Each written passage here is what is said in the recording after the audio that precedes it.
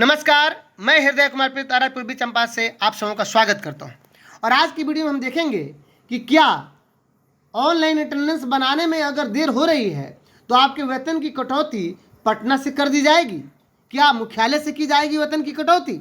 साथ में आज की वीडियो में ये भी देखेंगे कि ऑनलाइन अटेंडेंस में कितने देर की छूट है, कितने दिन की छूट है या कितने समय की छूट है, यानी 5 मिनट, 10 मिनट, 15 मिनट या 20 मिनट, आधा घंटा या 1 घंटे की छूट है, या 1 दिन या 2 दिन की छूट है। साथ में आज की वीडियो में ये भी देखेंगे कि क्या है विभागीय आदेश, क्या इसके लिए कोई पत्र जारी हुआ है, और चौथी बात कि कब वेतन कट जाएगा, यानी आपकी कार्यशैली विद्यालय में उपस्थिति की कार्यशैली कैसी रह रही है,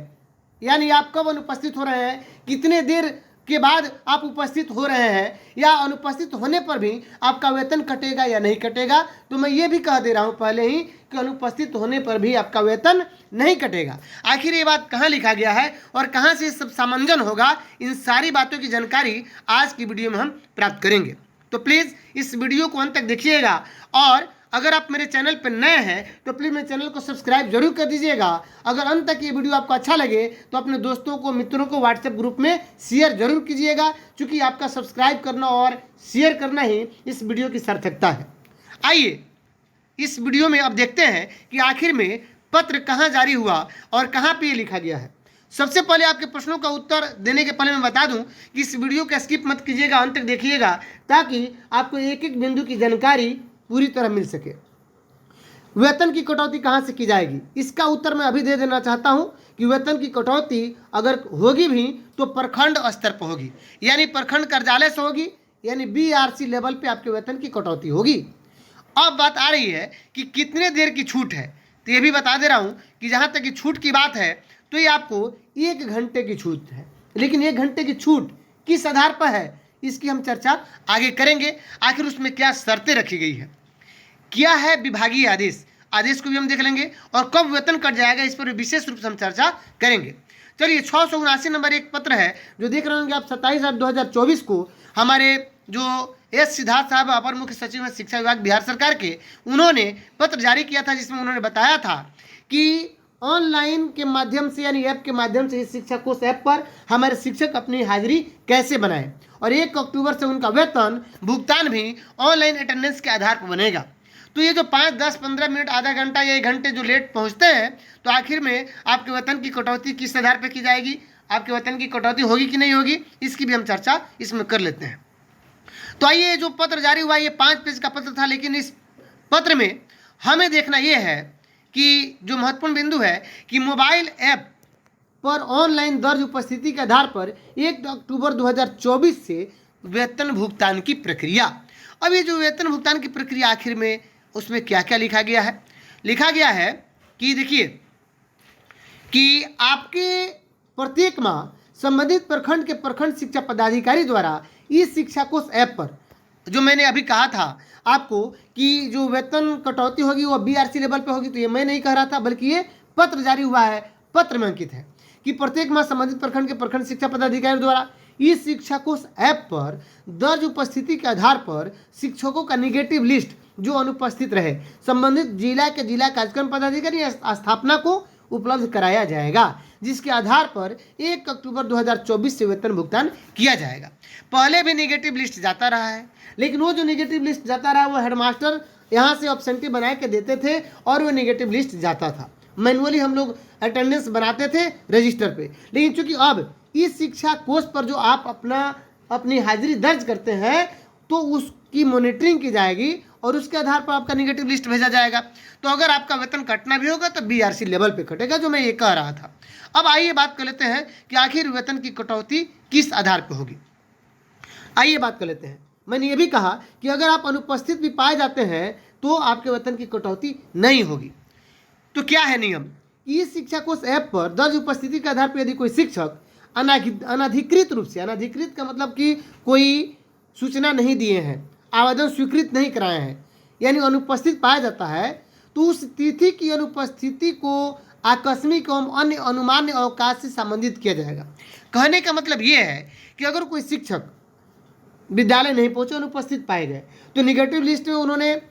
उनका तो आएगा निगेटिव लिस्ट में कि अनुपस्थित रहे हैं, इस शिक्षकों पर उन्होंने हाजिरी नहीं बनाया है। हेडमास्टर भी देंगे कि अनुपस्थित रहे, चूँकि मैनुअल उनका अटेंडेंस में भी नहीं बना होगा, तो आखिर क्या उनका वेतन कटेगा?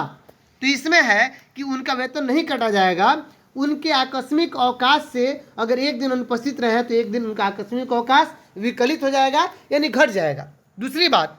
कि अगर आकस्मिक अवकाश 16 ठो जो मिलता है उसका उपभोग उन्होंने कर लिया है, तो अन्य अनुमान्य अवकाश, अब अनुमान्य अवकाश जैसे क्षतिपूर्ति अवकाश होता है, देय होता है, कहीं काम किए उसका क्षतिपूर्ति के रूप में जो मिलता है 2, 4, 5, 10 दिन, उसमें से भी काटा जा सकता है। अगर कोई अवकाश नहीं है तभी उनके लीव विदाउट पे, यानी तभी उनका वेतन काटा जाएगा जब कोई अवकाश उनका नहीं रहेगा। तब चूंकि अनुपस्थित थे और आकस्मिक अवकाश भी नहीं है, क्षतिपूर्ति अवकाश भी नहीं है, तब उनका वेतन उस दिन का काट लिया जाएगा। अब आइए बात कर लेते हैं कि अगर सर्वर डाउन हो, तो इस बारे में छोड़िए इस बात को, उपस्थिति दर्ज नहीं कर पाओ तो मैनुअल करेंगे। अब आइए आपको कितने देर की छूट दी गई है इसके बारे में आखिर पत्र में कहाँ जिक्र किया गया है, उस पत्र का हम अवलोकन अब करेंगे कि राज्य के सरकारी विद्यालयों में कार्यरत सभी प्रधानाध्यापकों एवं शिक्षकों का मोबाइल ऐप के माध्यम से उपस्थिति दर्ज करने में समय की पाबंदी के संबंध में सामान्य प्रशासन विभाग बिहार सरकार का पत्रांक, ये पत्रांक जारी हुआ था 3/M60/2022, सामान्य प्रशासन 16,458 दिनांक 12/9/2022 को ये जारी हुआ था। तो आखिर चलिए इस पत्र में है क्या, इस पत्र का भी अवलोकन कर लेते हैं कि विद्यालय में शिक्षकों के कितने बजे पहुंचने तक की पाबंदी है, कितने बजे वे पहुंच जाए, कब तक अपनी हाजिरी दर्ज कर ले, यानी उनके समय की पाबंदी के संबंध में वो पत्र है। आइए यही वो पत्र है 16,458 जो देख रहे हैं, पत्रांक 3M60, बिहार सरकार सामान्य प्रशासन विभाग, प्रेषक डॉक्टर बी राजेंद्र सरकार के प्रधान सचिव हैं। अब आइए उन्होंने जो लिखा है, ईमेल किया है कि सेवा में सभी विभाग, यानी उसमें शिक्षा विभाग भी आता है, और ये पत्र हम लोग के ऊपर भी लागू होता है, यानी शिक्षकों के ऊपर भी या जो भी कर्मी है बिहार सरकार के सभी के ऊपर लागू होता है कि सभी विभाग में, कि सभी विभागाध्यक्ष, पुलिस महानिदेशक, सभी प्रमंडलीय आयुक्त और सभी जिला पदाधिकारी, ये 12/9/2022 को लेटर है। लेकिन जो जिक्र किया गया है ये 1975 1976 में जो लेटर निकले थे और उसी सामान्य प्रशासन विभाग से उनका जिक्र किया गया है। इसमें जिक्र किया गया है कि बिहार सरकार के सभी विभागों एवं अधीनस्थ कार्यालयों में कार्यालय उपस्थिति में समय की पाबंदी के संबंध में और उपयुक्त विषय के संबंध में यह कहना है कि सामान्य प्रशासन विभाग के पत्र संख्या 15,496 दिनांक 1/9/2022 द्वारा बिहार सरकार के विभागों या निदेशालयों, क्षेत्रीय कार्यालयों में कार्यरत पदाधिकारियों एवं कर्मचारियों को जो 5 दिन या 6 दिन ड्यूटी करते हैं, जिनकी कार्य सप्ताह प्रणाली होती है, तो निर्धारित समय पर बायोमेट्रिक उनके लिए जो बनाया जाना था उसको सुनिश्चित करने का निर्देश परिचारित किया गया है। यानी सभी कर्मचारियों के लिए यही लागू होगा, हम लोग के ऊपर भी, क्योंकि उस पत्र में जो सिद्धार्थ साहब का पत्र है उसमें कहा गया है कि इसी आधार के इसी पत्र के आलोक में हम लोग भी अपने विद्यालय में अपनी समय की पाबंदी के हिसाब से अपनी उपस्थिति दर्ज करेंगे। आइए, तो उसमें कहा गया कि तत्कालिक कार्मिक विभाग, उस समय सामान्य प्रशासन विभाग का जो संख्या 469 9/7/1975 में एक पत्र निकला था और 675 26/6/1975 में एक पत्र निकला था और उसमें उपस्थिति के संबंध में, समय की पाबंदी के संबंध में ये निर्देश दिया गया था और परिभाषित किया गया था। क्या परिभाषित किया गया था, तो आइए देख लेते हैं। ये जो 4 नंबर है इसी के हिसाब से हमें समय की पाबंदी रखनी है, बहुत ही महत्वपूर्ण है, प्लीज स्किप मत कीजिएगा, अंत तक देखिएगा। इसमें कह रहा है कि वर्णित तथ्यों के आलोक में सम्यक विचारोपरांत निर्देश दिया जाता है कि विशेष परिस्थिति में, अगर कोई, पहला नंबर यही कह रहा है कि कोई भी कर्मचारी अपने सक्षम प्राधिकार से, यानी पहले अनुमति ले लेता है कि हाँ हम 2 दिन लेट से पहुंचेंगे, तो ये उनका लेट नहीं समझा जाएगा।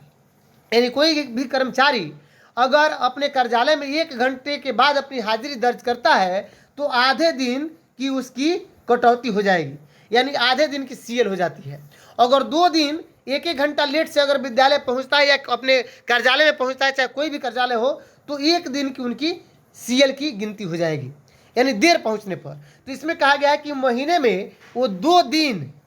अपनी उपस्थिति में छूट उनको दी गई है कि 1-1 घंटे लेट पहुंच सकते हैं। यानी कोई भी कर्मचारी महीने में 2 दिन, लेकिन उसके लिए उनको क्या करना होगा, उसके लिए उनको सक्षम प्राधिकार से पहले आदेश लेना होगा, पूर्वानुमति, यानी पहले ही अनुमति लेनी होगी कि हो सकता है मैं किसी दिन अनुपस्थित हो सकता है मैं किसी दिन देर से अपने कार्यालय या विद्यालय में उपस्थित हो पाऊं, इसकी अनुमति लेनी होगी। आइए अब आगे बात कर लेते हैं। 2 नंबर क्या कह रहा है, यदि कोई पदाधिकारी या कर्मचारी बिना अनुमति के, अब भाई अगर बिना अनुमति के आप 1 घंटा के बाद उपस्थिति दर्ज करते हैं,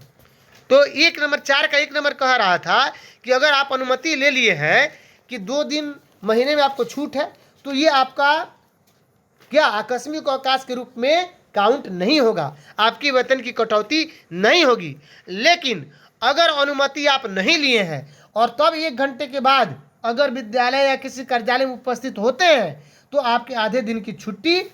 विकलित कर दी जाएगी आपकी आकस्मिक छुट्टी में से, या जो क्षतिपूर्ति अवकाश है कोई भी आपका जो होगा उसमें से आधे दिन की छुट्टी घट जाएगी। तो आखिर वेतन की कटौती या ये छुट्टी कैसे 1 दिन होगा, तो जैसे ही आप 2 बार यानी 2 दिन 1-1 घंटा लेट से अपनी हाजिरी बनाएंगे, 1 दिन आपके आकस्मिक अवकाश या अन्य अनुमान्य अवकाश में से घट जाएगा।